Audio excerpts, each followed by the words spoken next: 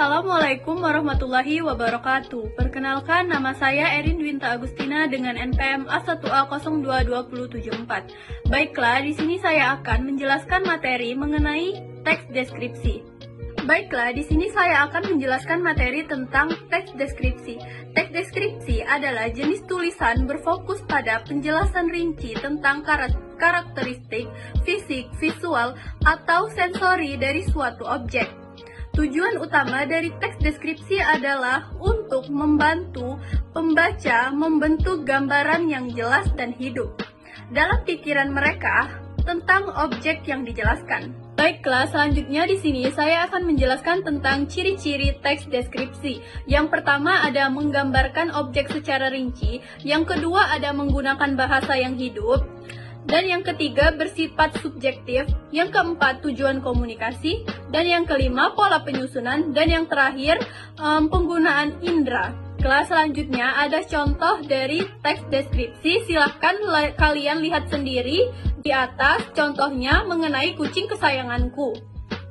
Kelas selanjutnya ada struktur teks deskripsi, yang dimana yang pertama ada identifikasi. Bagian ini memperkenalkan objek yang akan dideskripsikan dalam contoh di atas.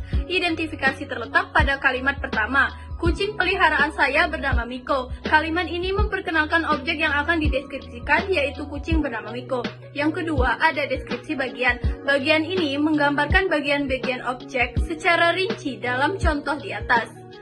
Yang ketiga, deskripsi kesan. Bagian ini menggambarkan kesan atau perasaan penulis terhadap objek yang dideskripsikan.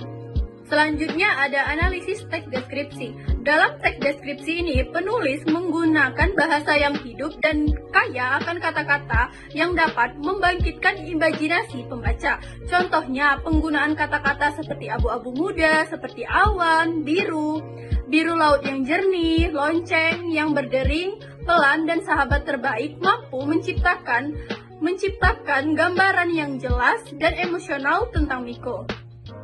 Adapun unsur kebahasaan teks deskripsi yaitu yang pertama penggunaan kata benda, contohnya rumah, pohon, kucing, pantai, dan lain-lain. Yang kedua ada penggunaan kata sifat, contohnya indah, besar, kecil. Dan yang ketiga ada penggunaan kata kerja, contohnya yaitu berjalan, berlari, melompat, dan lain-lain. Yang keempat ada penggunaan kata keterangan, contohnya yaitu kemarin, di sana, dengan cepat, dengan sehari-hari.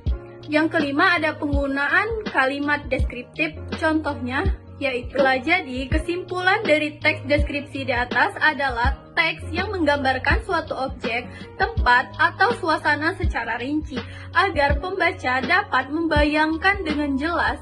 Teks ini memiliki struktur identifikasi, deskripsi bagian, dan penutup, dan menggunakan unsur kebahasaan seperti kata benda, spesifik, kata sifat, dan majas untuk memperkuat gambar. Memahami dan menganalisis teks deskripsi membantu kita dalam menyimak, menulis, serta menyampaikan informasi dengan lebih jelas dan menarik. Dengan deskripsi yang baik, sebuah teks dapat membangun pengalaman sensorik yang kuat dan membuat pembaca benar-benar merasakan apa yang digambarkan. Cukup sekian penyampaian materi dari saya akhiri. Wassalamualaikum warahmatullahi wabarakatuh.